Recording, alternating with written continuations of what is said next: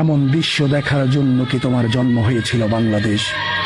জীবনের প্রথম দেখলাম জীবিত মানুষের সঙ্গে দেখা করতে যায় মৃত মানুষ।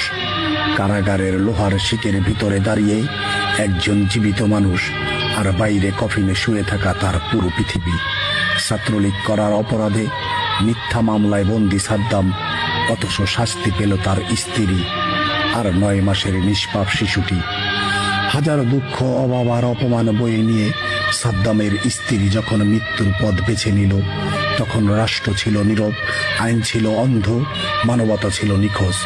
সাদ্দাম পেল না স্ত্রীর জানাজা, শেষ বিদায়ে জানাজার অধিকার পেল না 9 মাসের শিশুটার কপালে। হাত রেখে বাবা আছি বলার সুযোগটুকু।